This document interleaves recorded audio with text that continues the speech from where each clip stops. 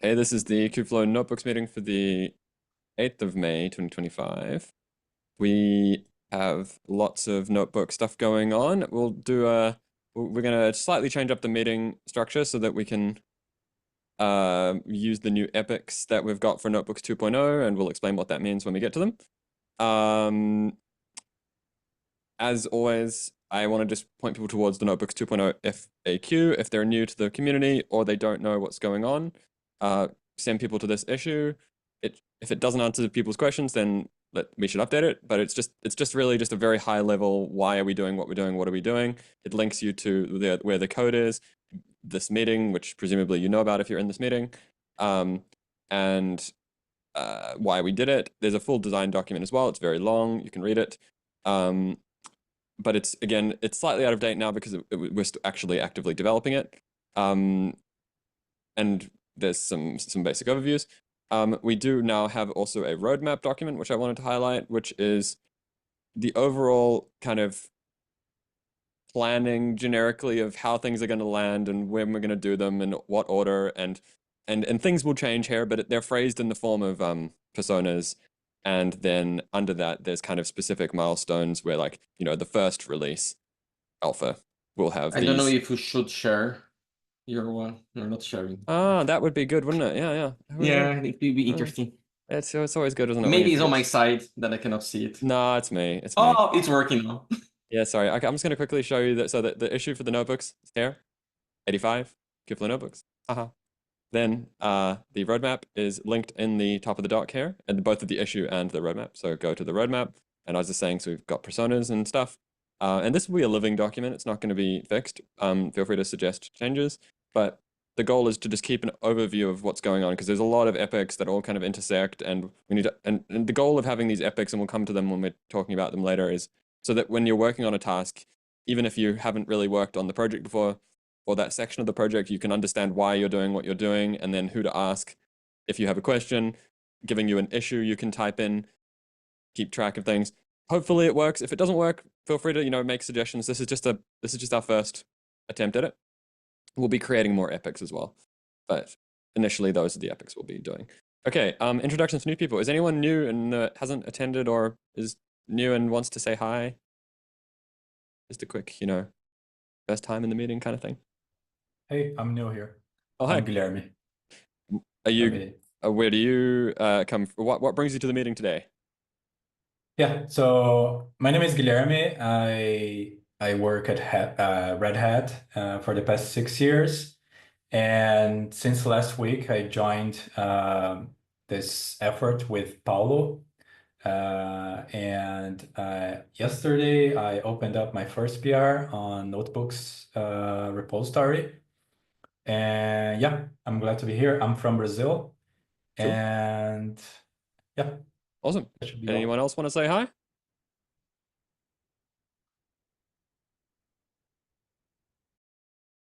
Anyway, if not, that's great. Awesome. Welcome to everyone else.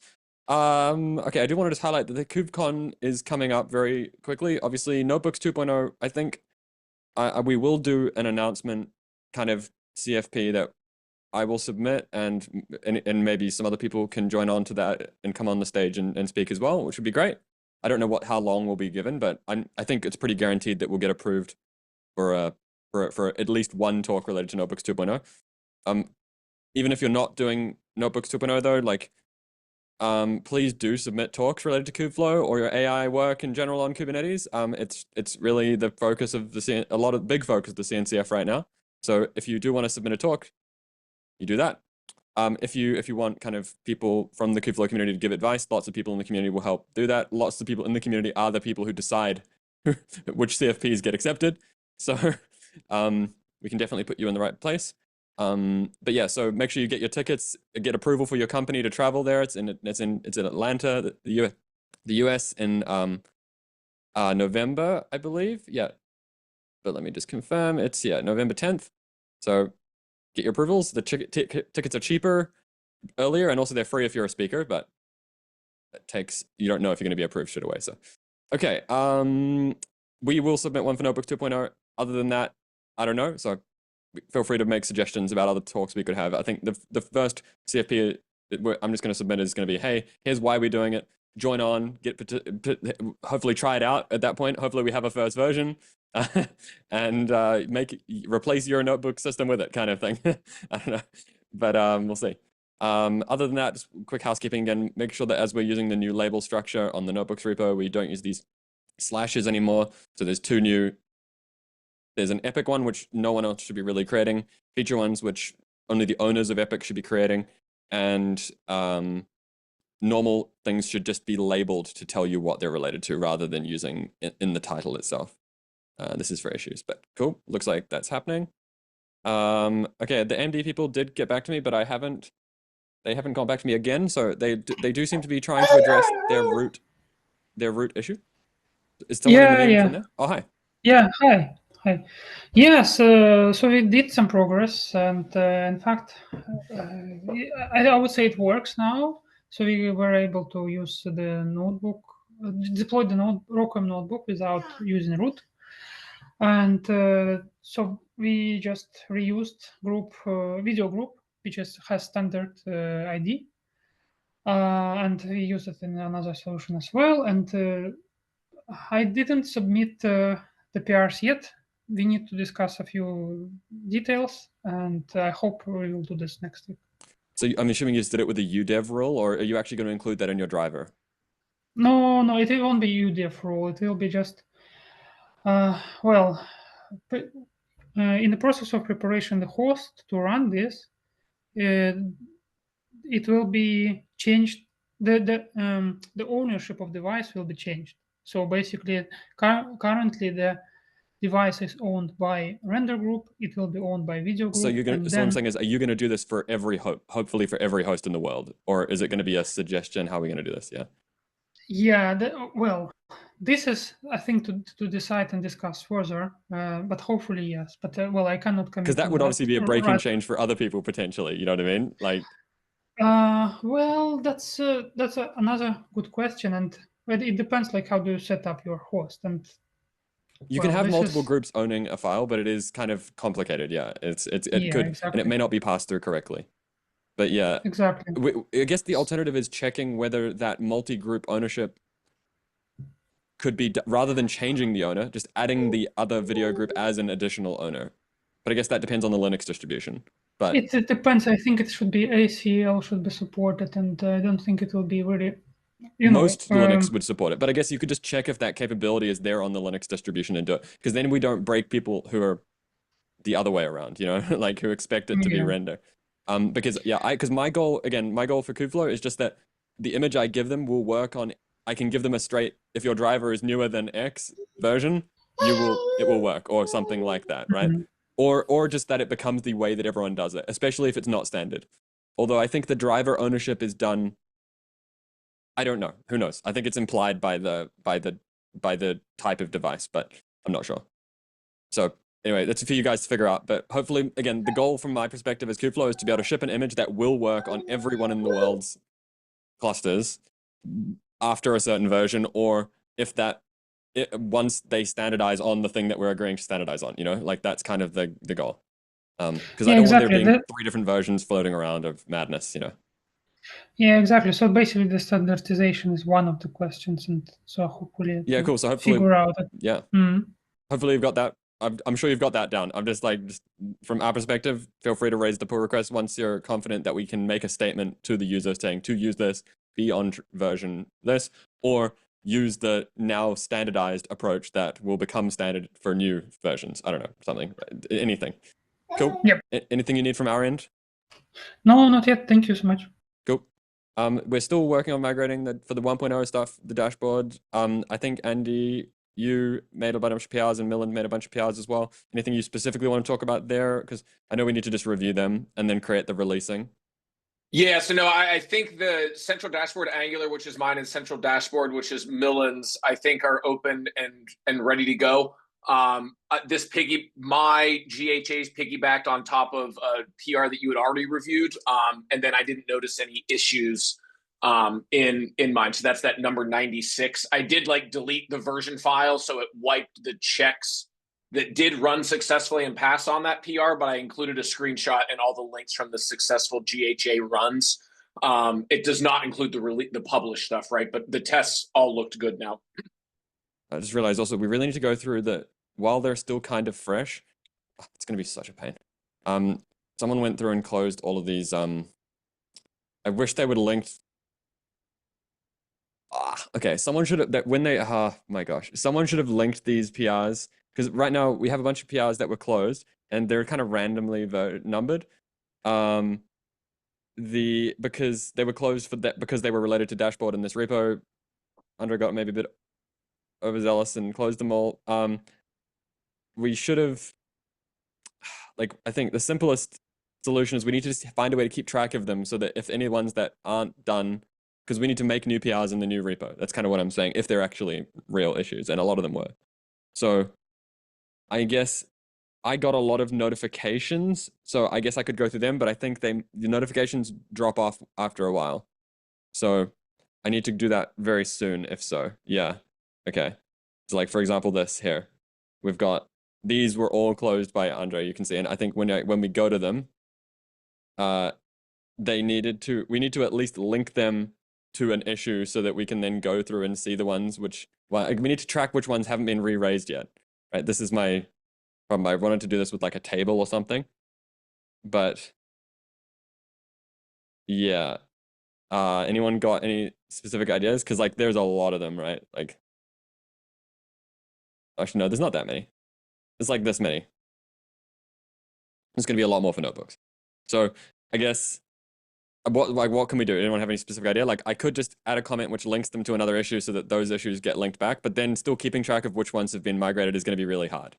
So I guess I could just make a table, an issue with a table or something, and then tick them off once they've had a new issue raised, old, new. I guess that's probably the only real way we can do it. I guess the issues that were closed on Kubeflow, no, not issues, PRs. And make a tracking issue with an old, new PR table in the notebooks repo so we can ensure PRs get re-raised. That's probably what we should do. Since probably I was the only one who actually I wouldn't have got pinged for all of them though, because I'll only have seen the ones that I was tagged on. There's probably hundreds. Oh, because you can't sort by. So we should probably be able to at least use the GHCLI or something to find all the issues, because it looked like if Andre closed them all consistently with that prow command, we could probably time at least to get the list. That we still need to then post-process that to know what to do with it, right? But we could probably at least find all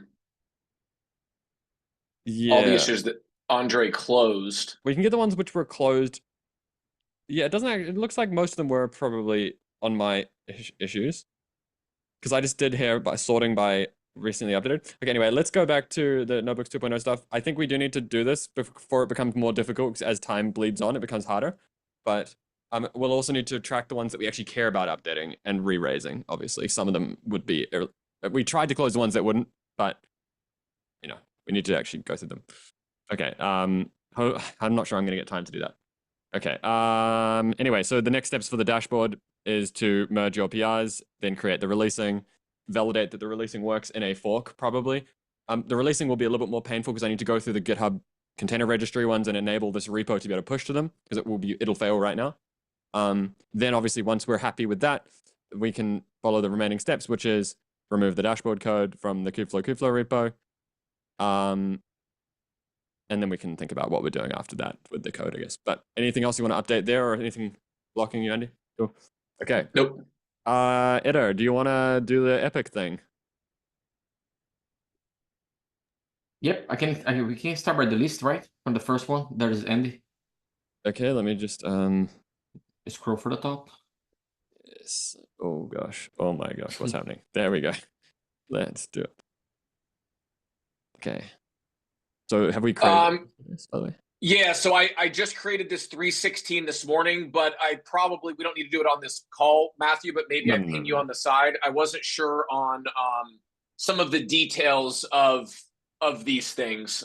So I took a stab at like articulating this in 316, at least in terms of the acceptance criteria at a high level. I myself am a little confused on how milestones fit into our workflow, but anyways, this is something here, right? So I'll sync with you offline to get these issues fleshed out, like the actual issues that'll hang under here. But at least that's where this will go. Any comments on that? So I think, yeah, the first one was just making a command to add and remove sub issues, right?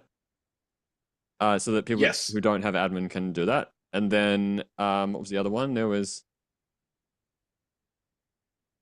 yeah, we then the milestone. I don't think we ended up using. We probably will have the milestone, but for separate things. I think we were just going to use the. Wait, what did we decide there, Eder, about the milestones?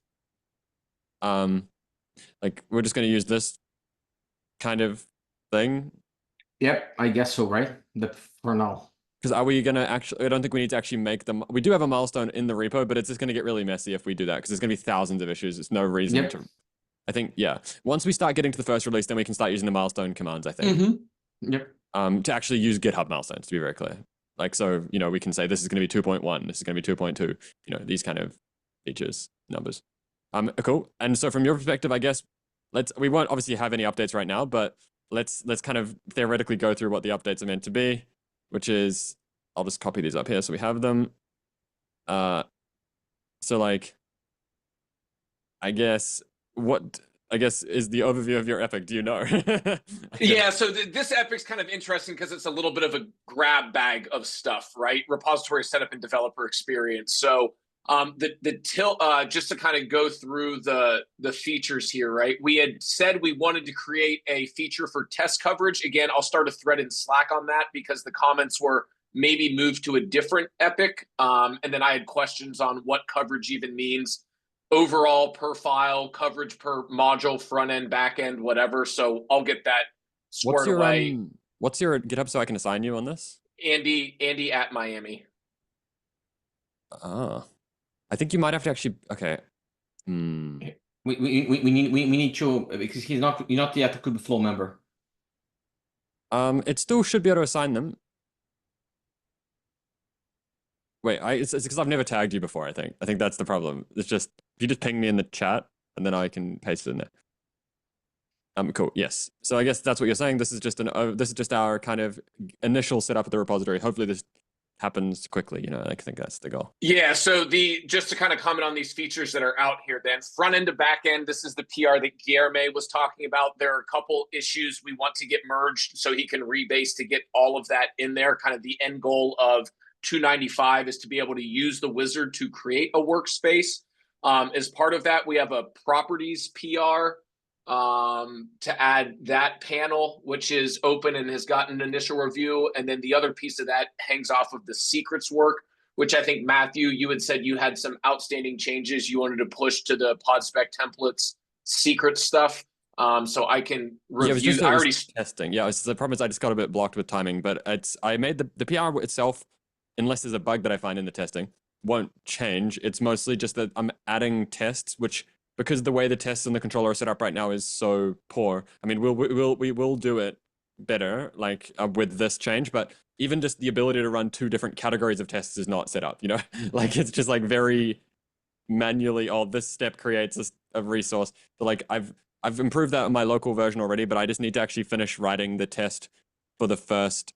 I'm only going to test one of the state. Oh, because yeah, the thing. Sorry, I also had to change the way that we generate a workspace state, just because there's now a new failure condition, which is failing to mount the secret, which required pulling events, which also required. Anyway, it had a whole cascade of things that ended up having to happen, as is always the way. So yeah, so I did pull your PR initially and tested it, and it looked good. So I'll kick tires again once you find time to it's make more those about thinking about updates how those tests should be done, right? It's like I've got a pull request that's like my pull request will change a bit just to have like 2 sections of tests, one for the state and one for the others. But realistically, I think we should be doing it with like a table grid kind of, or something like in other. There's lots of other projects that do similar things, but just to think about it, because we don't want to have crazy tests, but we do need integration tests are pretty important. So yeah. Yes. And so that updates on that. I know that we have an unwritten up feature on migration of V1 code to the new repo. I had some questions on that. But again, I'll follow up offline to get details on that. The local development guide feature, I think with Tilt, there are more things we want to do with Tilt, but I think the PR that is open, I've used it on and off for a week and a half. I think it is good enough to just move the ball forward there. So if we could get that merged, that's wonderful. And then the Open API Swagger PR, I think that's on Eder. Again, I went through and tested everything. Most of the actual code changes are just like inline metadata comments. So the Swag tool can auto-generate the YAML JSON and Go code there. But I think the Swagger PR is ready to go as well. And then, like I said, early next week, Andy. The Swagger. Okay. Yeah, I mean, we're pretty close to being able to just merge it. Oh no, Swagger. Sorry, you're talking about. I thought you were talking about Tilt. Sorry. Yeah. No, Swagger. Because Tilt should be merged immediately, either right? one. Yeah, Swagger and Tilt, both of those. Like I said, I want you guys to look over them, but from my perspective, they check out. They do good. We know we want to do more stuff on top of them, but we can definitely do that in follow-up PRs. I think they're good on a standalone on themselves. So Swagger. The only thing about Swagger is trying to think about maybe how if we could like detect that someone hasn't written a Swagger for something. I don't know, right? Like it's kind of like a coverage because it's some of it's manual. I was talking with Caponeta for the Golang. I need to investigate if there is a way to do this, but we are going to create an action because Caponeta is going to use this to generate the types in TypeScript automatically. So we are going to know when the Swagger changes if it breaks the test. Okay, well that would. But for new field, it's more like new fields. But but that's for new one. But no, this will be for new and API changes mostly. So you're going to use this to generate the types, rather than the Go types themselves? No. We are going to use the YAML. The Open API YAML. Interesting. That's what I mean. So you're not going to use the Go type, I guess. For the TypeScript, no, because there was a nice generations tools that we use from Swagger for Open API to TypeScript. Okay, cool. That's cool. Sounds good. But yeah, so your point there is valid. As we get better with coverage, we might be able to do some sort of special API coverage check where we kind of dynamically generate tests off the Swagger and then report on coverage there to figure out if stuff is missing. I'm not 100% sure, but we can investigate that in the future. So also, the migration of code, you don't have an issue for that, but also I don't really think it's strictly a blocker for the release of Notebooks 2.0, although we do want to do it. Otherwise, yeah, so it's more so me just making sure I understand that task well enough. Like, I'm more familiar with the dashboard side of the house because I've been involved there now, but what all that entails on notebooks, you know what I mean? I at least want to get it written up so I can speak to it, and I just have some uncertainty there, but yeah, not critical. I'll start a thread in the CNCF Slack. We will migrate the 1.0 stuff across, obviously, but the question of whether the first version of Notebooks 2.0 gets its own example notebook images is another one, right? Where like that seems like a lot of duplication. So I feel like what should probably happen is we go to the 1.0 migration and then we maybe factor that piece out, or something like that, into its own, maybe into main even. Now that's messy because like we need to version them at the same time as The question is, do we want to decouple the versioning of the notebook images? And the answer is almost certainly yes, because we want to be able to have, but then maybe it's just, we give people tools to make their own notebook images, and they're still the examples we give, right? Because it is a lot of work to build new images, in my experience. Yes. As the person who Yes, builds all is. the images. But like, yeah, because like if things break, PyTorch changes, Kudo changes, who knows what changes. There's always some crazy thing that's changed because Python is very difficult to do. Yes. So all true. So yeah, that's the only unresolved question I think for 1.0, right? That's like because that is a dependency of 2.0 in a strange way. Anyway, cool. Okay. So yeah, but I'll work on getting that stuff fleshed out. But yeah, the by and large the stuff in here, and then there's a to-do, this issue number 300. If we have time at the end of this call, or more likely I'll bring this to Slack.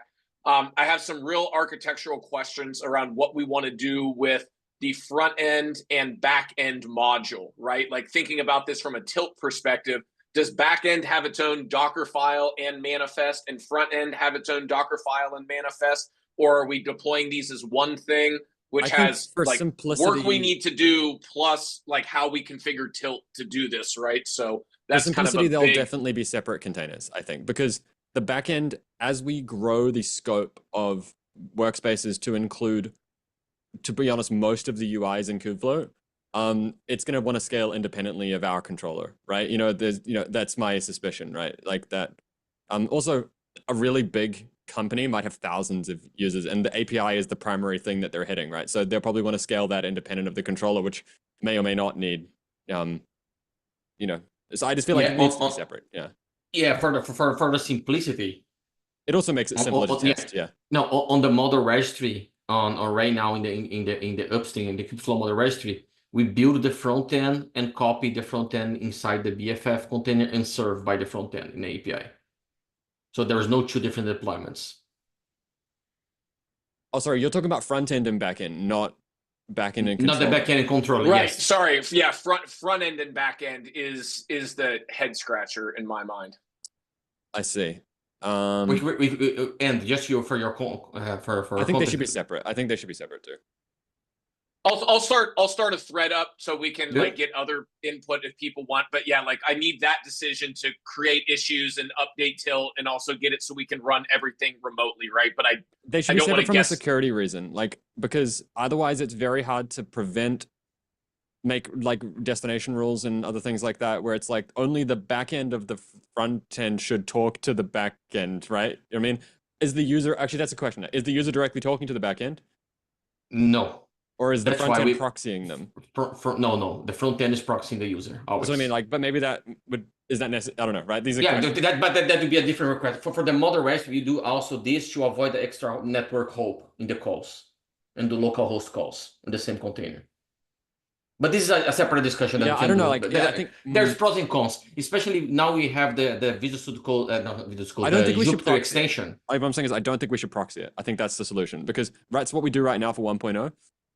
But we obviously have SDO in the default or some mesh in other platforms. We'll talk about that later. Anyway, well, think about that. That is a really important discussion we need to have. So where are we going to have that? That's not really right to have under this section though. That's right. I was just going to, at least for now, I'll just queue up a Slack thread and like link the Slack thread from CNCF into here, or do you want me to open up an issue? This is literally part of this. I think it's literally under this feature.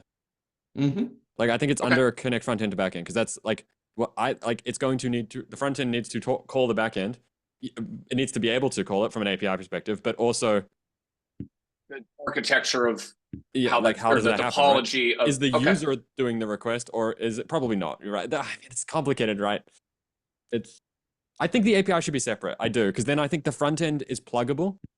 Like I want users to be able to run a CLI only notebooks or something. I don't know, right? You know, or something weird like that. So so I'll work that's, with Eder. That's the main requirement. Yeah, so sorry, I need to interrupt you. Just to it's for instance with the Kubeflow Jupyter extensions, if you are going to put a panel that represents some, for instance, to see the workspace kind of, then the user definitely needs to make the call. Yes. Yeah, and then we need the BFF a separate container to have it on routes. And then also for local development, say you start up, say we make a CLI which is like for the like the most obvious one is for admins, right? Which is pull the latest workspaces from the official registry or something. You know what I mean? Like definitions. Like that has to be done from not the front end because the front end might not be deployed, or the admin might not have access to the front. I don't know. It's something, you know, anything could happen. Who knows? Yeah. If I think if there is a use case where people want just the back end without the front end, we should be another reason is for the SSH proxying, because the back end will probably mediate that. I'm not sure. Maybe that might be a separate service, honestly. Because that needs to be not layer 7. Yep. Anyway, okay. All right, I will. So yeah, I'll work with Eder. I'll get an issue written up there and try to put a couple simple architecture diagrams that we can try to discuss on that issue, so we transparently document the direction we go. Once that decision is made, then I'll have a slew of issues to open up around realizing that vision. So I think, once we know. To be clear, in terms of prioritization, though, connecting front end to back end needs to be the priority of the project right now. Like almost nothing else matters, but that is blocked by this, right?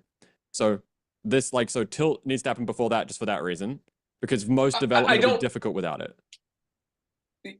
Yes, I don't know if it's blocking. No, it's not because, hard blocking, no, but yeah. But it is annoying. You have to have 3 terminal sessions up to test stuff end to end. You know And what I then you mean? can't make changes easily. That's the part that I'm more like, Yes. yeah, that's the part that I'm like, yeah. And of course, it But yeah, seems like but this like the also tilt, might be a but the blocker, tilt, right? the tilt PR today only manages Yes, the controller, controller. right? So it doesn't actually truly accelerate There is no that manifest for the workflow back yet. end. It's even worse than that. There Right, is no yes. manifest for Well, the back yeah, end. and that's what led to this discussion of does front end and back end have their own manifest? I think the answer is like categorically yes. To start with separate, okay. and then make that work. You know what I mean?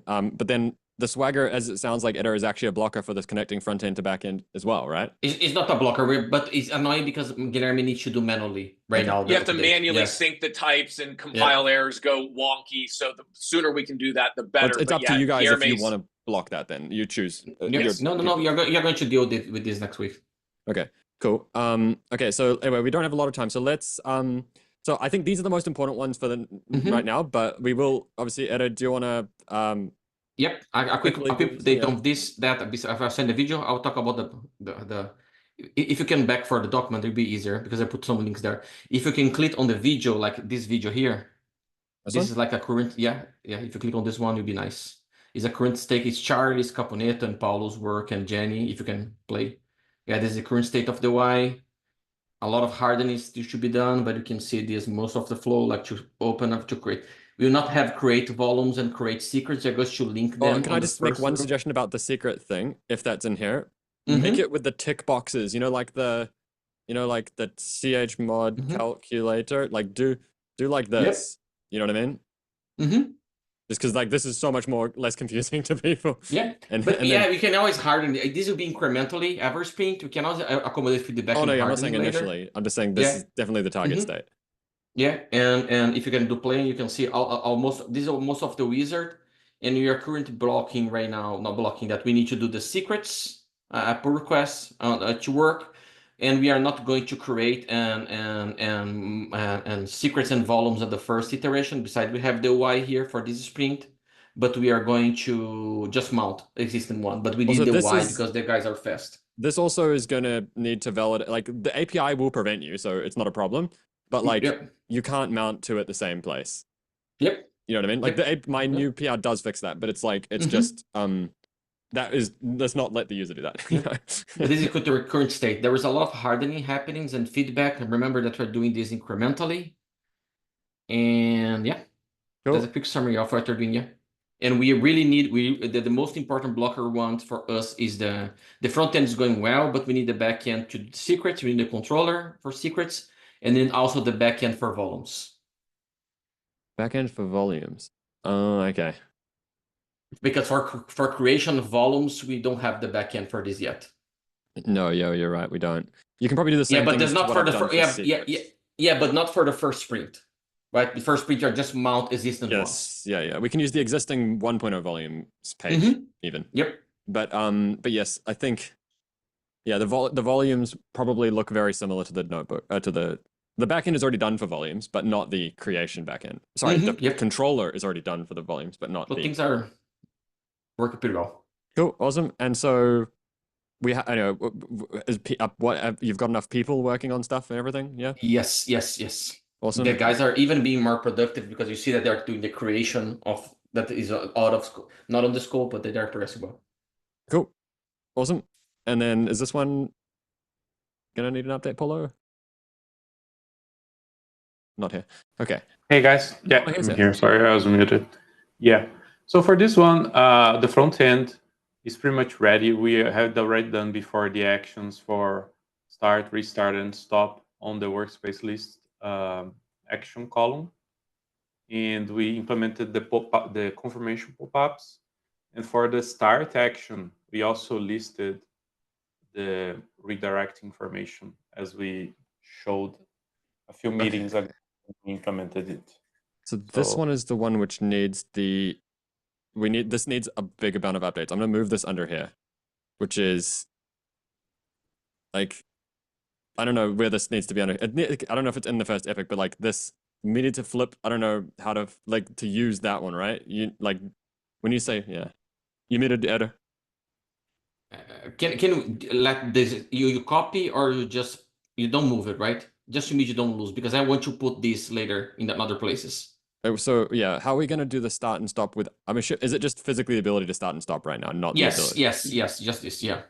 Okay, so it's not the Yeah, I just don't want to make sure that we don't lose this information somewhere. Yeah, because I'm like, gonna this is copy. we need to actually make a bunch of changes here. Like this is changes to the spec even, honestly. Like this is actually workspace spec changes. Effectively, just for people who don't know, right now the current code base will apply redirects that the admin defines between options and workspace kinds automatically. We're going to stop doing that. We're going to make it so that the UI is the only place where that happens, but the UI just reflects that there is a change that you could apply, and then the UI knows how to apply it. Just solves a lot of state issues. Andy? Yes, two things on this, Matthew, and again, happy to spill this into Slack. We're very loose with our stop versus pause terminology, right? Everything is called paused on the back end, and a lot of stuff is called stop on the front end. By design, are we okay with that? I just want to kind of like get that locked in as a decision, or if we need to like reskin stuff. I'm trying to remember what we call it in 1.0. It's definitely start, right? But is it stop? Start, yes, but yeah, stop versus pause. But what do we do in 1.0? Pause. Oh, on 1.0, sorry. Yeah, like is it pause or stop? Yeah, I have it running here. Can reply in a second. Okay, I think anyway. The backend uses the word pause. It's yes. Yeah, I mean, stopping. Yeah, it's interesting. Yeah, I mean, stopping is and terminating are often used to mean permanent. You know, sometimes. So pausing does make sense, I think. You know, but from a the only time when this distinction actually matters is when we're doing VMs, I think, right? Where there's like, it's a little bit more explicit what a stop might mean in that sense. Whereas pausing could mean freezing the current memory state, you know what I mean? Whereas stopping might mean actually stopping this shutting down, if you know what I mean? I guess, but there's no concept of that in it. All that pausing does is just scale the replicas to 0, right? In the current one. So in the replica set. It's a stop. Okay. It just stops there. Yeah, it's probably fine. Yeah, I mean, we can change the language as we start having a reason to. I don't think people are going to be that confused. The API calls people won't see either, so it's not huge. Okay, yep, I'm fine putting that. And then the other thing I wanted to talk about, Matthew, is the start-stop endpoints. I wanted to get working on that starting today. My initial isn't that already there? Isn't that already there? I'm sorry, for the back end, not the controller. For the back end. And the back end, I think, right? It is not there. There's no specific stop API, but I think there is a way to do it with a patch. Yeah, there's a way to do it with the patch, but we don't. We are talking. There is a discussion about myself and Andy that you need to chime in there about having an action in the URL like the Kubernetes does. But we can discuss this offline. Do we want that? I mean, it doesn't really matter. But yeah, it's not. Yeah, we could do it. Yeah. Yeah. There's a full discussion there. Yes, and so yeah, just closure on that discussion so I can do the right thing. I can. We don't actually have a patch. We don't have a patch yet, do we? We have an update. No. Oh. Wait, update? Put? No, we don't have neither of those. Huh. Neither patch, neither update. Edit, I think Mohammed is working on the edit. Oh, yeah, we there should be a patch. Yeah, there is a patch. We don't have yet. You mean update? I think we should make an update so then it's useful for both, right? Yep, yep. Mohammed is working on this. Yeah, okay. But my suggestion should follow up in the thread. Which epic is that under? Updating. He's updating there. There. Yeah. Sorry, Paula, we overrode you. I'm sorry. That's okay, don't worry. So, do you want to give a quick overview of what the goal of this one is? The epic. Yeah. Epic. Okay, so the idea, if you could go back there. Yeah. So the idea of managing updating would be just to have the action start, restart, and stop, plus the addition of the workspace. So as far as front end goes, we have pretty much done, because the creation of the workspace will be reused for the edition, where we will open the same UI but with the fields filled with the existing workspace data to be edited. There'll be just some tweaking regarding buttons and naming and the call to the correct API for edition of the workspace. And then there are some links there on the document already for the tasks that the backend has to do to support those actions and the edition. I think we should definitely show a diff before we say like confirm to the user, maybe, right? There should definitely be a confirmation screen. And I think the confirmation should highlight to the user that changing the image is a destructive action. They may not realize that, you know, for example. Oh, in fact, You everything. mean, Yes. you mean when you start and once you update the Like, so for the edit, no, workspace? for edit specifically. So like Oh, when for edit. you know, like, because if you just show the existing create UI, like it's like you can use the same UI to do the update, sure, but like at the end it should be like, here's the change that's going to happen, and be aware that restarting a pod means anything that's not saved into your volume is going away. Okay, that makes sense. You know, because people might think they're VMs, you know, or something. But there will be VMs, but not straight away. So, oh, that's okay. I took a note here. Awesome. I think that's great. And I mean, I don't know what the diff should look like, but even if you don't do anything fancy and you just take a diff of the update payload, you know, like old to new, that might be enough. I don't know. With giving their display names rather than their IDs, presumably. Anyway, that's cool. Okay, awesome. Anything else that's needing to happen there? No, not at the moment. I think that's all. Okay, cool. Connecting. This is obviously critical, Hashad. Harshad had a conflict today. He was covering a different call for me, so he's been focusing on some Red Hat stuff. He still wants to start to get into the Istio work and particularly the decoupling of that with Eder, but hasn't made a lot of progress in the past week because he's been on other tasks. Yeah, we are going to probably have to create a proposal for the community first for us to discuss. Yeah, I mean, this obviously isn't blocking straight away. It is blocking end-to-end using, but yeah, it's not. Yeah, I mean, obviously, I think our example will probably show installing from the dashboard repo, but the dashboard repo currently doesn't have the auth, so yeah, okay. There's a lot of alignment there that might need to happen, right? Yep. Yeah, okay. It'll be a long discussion this, but Harshad and I are going to start this. At very least, we should probably, if we agree that we're going to support Istio directly, which we will, obviously, as one of the options, we probably do, creating that section of the controller is valuable just so that that gets done, I think. Also, what about the culling piece? Where is that under? No, the current piece is I need to create. It's not just on the first sprint, but it will be covered.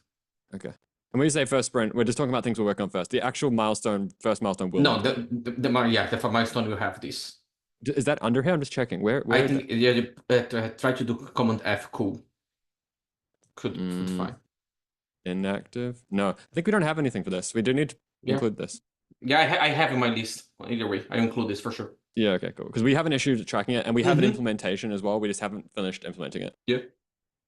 It's very generic. And the last epic is a new one from Jenny, because Jenny is doing a lot of work refining the components, so we decided to create a long-lived epic to her. Is this a feature? Talk, Jenny? Yes, yeah. So just to add some more context there, there's quite a bit of UI refinement and component hardening that's going to be coming in, especially as all these exciting new screens are currently being developed. So lots of great progress there. And this is just a single place to track all of that work and any refinements that are coming in as more components are being implemented and more screens are being implemented as well. Is this how do features fit under this? Yeah, I'm not sure, but I will talk with Jenny. We just did this like 1 hour before the meeting. We're going to create a feature for it, probably. Yeah, that's that. Yeah, because I don't know what. Yeah, cause I don't know what features mean in this context. But features are where like designs happen. So this is kind of a refining the designs. Yeah, it's not clear. But it's just something to group a lot of work that Jenny is doing. And in the last couple minutes, Edo, so how are we going to move on from this step? So when are we going to say that the first sprint is done? And what is the goal of the first sprint? Do we have that? If we have that on the main document. Main. If you scroll a little, yes, that's the goal. Of a little up, a little up. Yes, the goal. I want to create the workspace, selecting. Yeah, this is the epic. I don't know if I want to read again. Yeah, so not including like culling and other things like that. No, not including like this. This is the first sprint for the month only. Oh, we want to remove restart from there too, Eder, right? Oh yeah, we said we're gonna strip this down. We just missed that one spot. Yep. Thank you. Cool. Yep. Do we have and the connect will be the stretch goal. And what about updating? Updating is for the next sprint. Okay. Then or 2 sprints for now. I mean, obviously they're under the same epic, but maybe yeah, because the epic is connected to a long requirement from the roadmap doc. And what we're doing right now is writing a smaller scope of the epic to do build incrementally.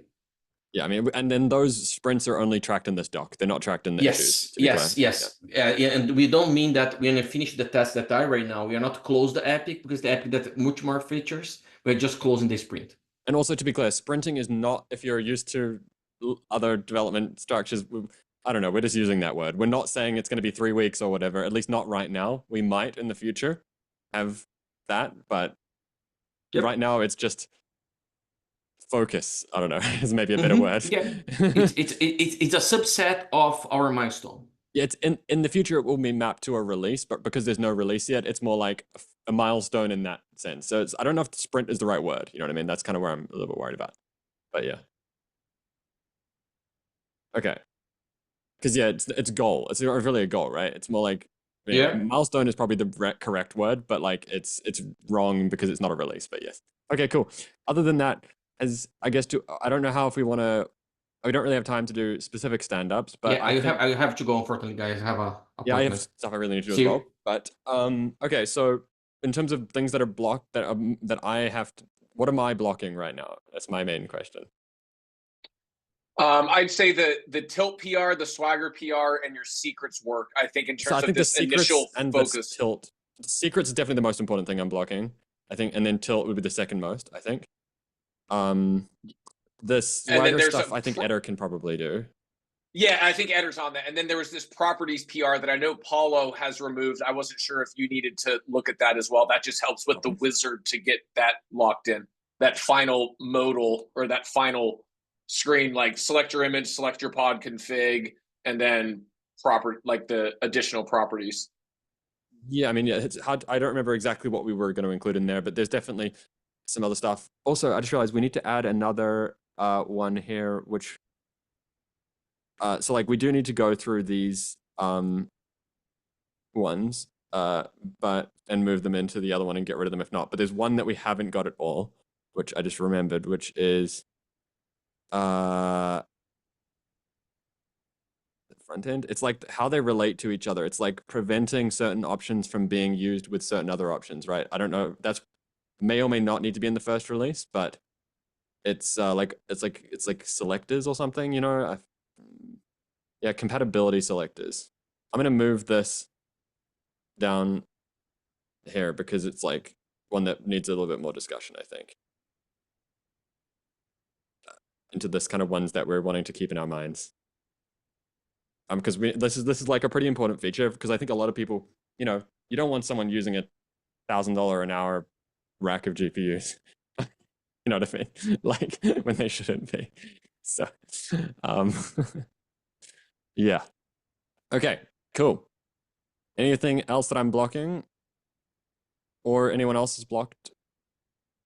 And then I can retag you, Matthew, not blocking per se, but then input on the start stop endpoint. Me and Eder have a thread going, so discussions there, and just kind of like weigh in on that. I can tag you on that thread.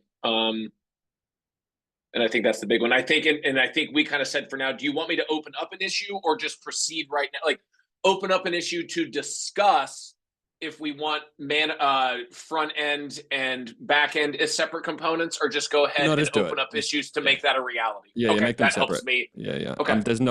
There's it's just impractical to have them not be from a testing and from again, I want front end to be able to be replaced by a vendor as well.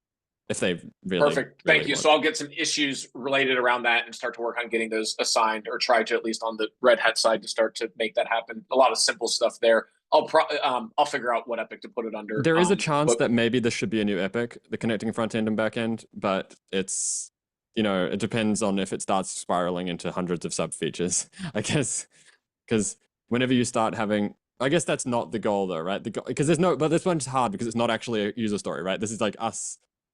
And it's like right. This, it's kind of complicated. Who knows?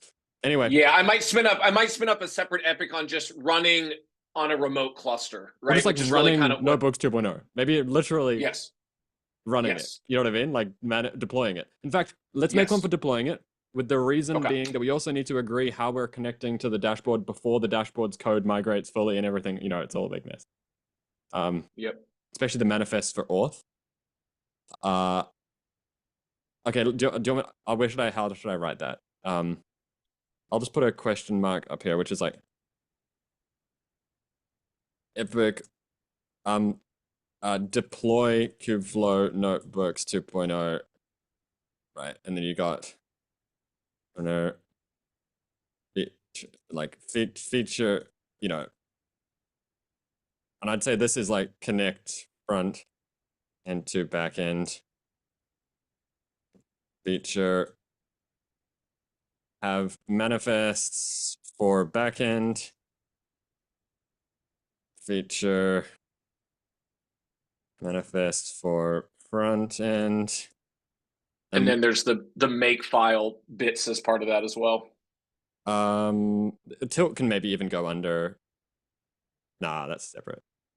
Then that's developer stuff, yeah. And then what's the next step? It's like I'd say like the make, because front end doesn't have a make file right now, and so like your standard kind of cube builder. I think guide for deploying is this is a feature, and then like under here it's like how to take auth istio configs from Kubeflow manifests will be in Kubeflow dashboard longer term and use it with notebooks. You know what I mean? Like this is like, that's a critical explanation there. And then I think there's one other one, which was discussion around I guess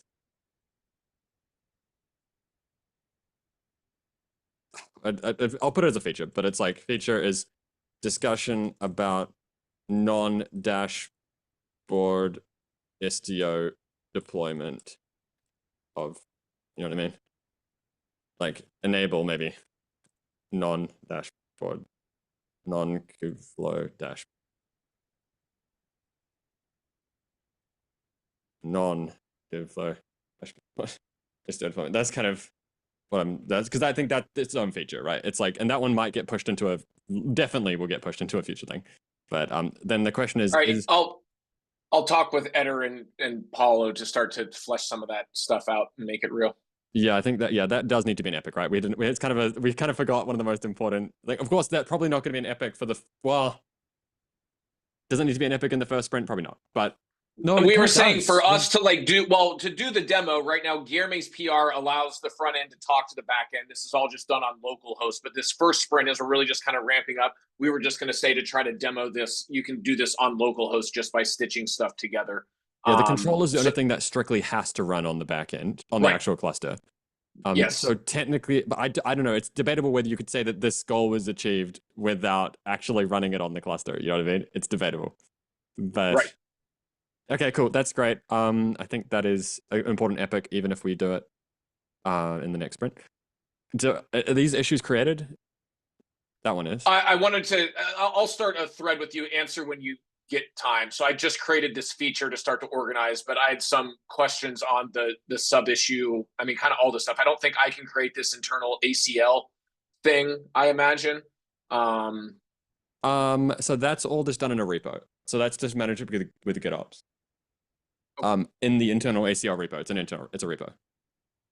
Okay. That's like literally, it's like this. Okay. Just like that. Okay, so I'll take a look at that and I'll try to get issues written up. I might, want you or Eder to look over that. The sub issue command then would just be like a GitHub action that just like update, because I had to like ping Eder today to say, hey, can you add this feature to your epic? So this sub issue command would use this ACL just to do that activity. Oh, no, so effectively, yeah, what we're saying is that these work items will always be manual, but hopefully the owner is the one managing them in the future, and that's fine. We won't be able to fix that. I mean, we could make it like a bot that does that, but that seems painful.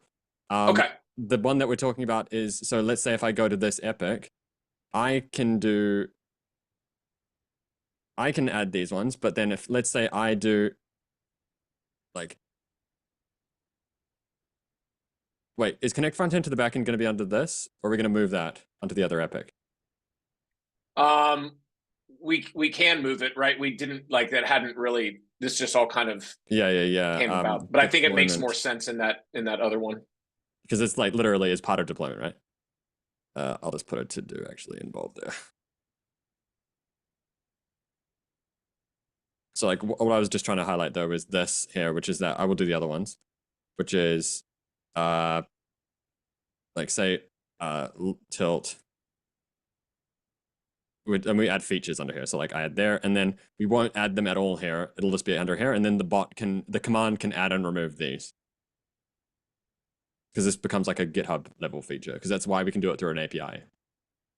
Okay, so the /subissue command would muck with this thing, and then it's great because it shows up in the tracking of the projects as well. But yeah, but we won't do that for the feature level ones. I mean, we can, I guess, actually, but I guess we could. Yeah, it's not a. So yeah, I was just kind of, that's what I was getting tripped up on, is like if you like, so you would run the subissue command in the issue you want to assign it to, It'd be like sub issue, and then you'd be like 1, 2, 3. You know what I mean? And then maybe like, you know, remove sub issue or something. You know what I mean? 1, 2, 3. If you want to get rid of it, you know, and then the bot just does that. Got it. Of course, you can only be a sub issue under one thing, so there's a couple of failure conditions we need to test to make sure that the bot handles that. Okay, and then I'm sorry, from an implementation standpoint, this is a GitHub action that I would write to. Yeah, and so I highly recommend using the JavaScript ability of GitHub Actions. Like I can show you like for example, this one here. See how it's literally, it's like almost exactly the same as this, right? Except the difference here is that this is, script. See, like you should use a script, right?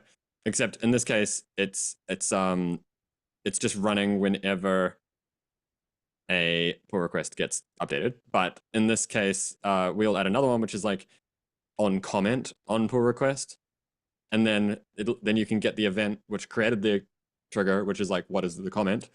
Did the comment contain flash? I believe that code, there's a way to do it really badly, but we need to be careful. But I think actually you might even be able to do it under the if statement here, right? I think you actually can probably do that condition under this if statement. I think there's lots of examples of doing / commands with GitHub Actions online, but just realize that there is some wrong ways to do it that are really inefficient. But got it. Okay. Yep. Thank you. That helps me understand. So I'll get. But again, just speccing it out as to the features first, and then we can implement it. Yes. Yeah. No, that helps me write it up. Thank you. That was very beneficial. Okay, cool. Anyway, I need to go, guys. Thanks for there. I'll leave the call open if anyone wants to talk, but I'm just going to stop the recording.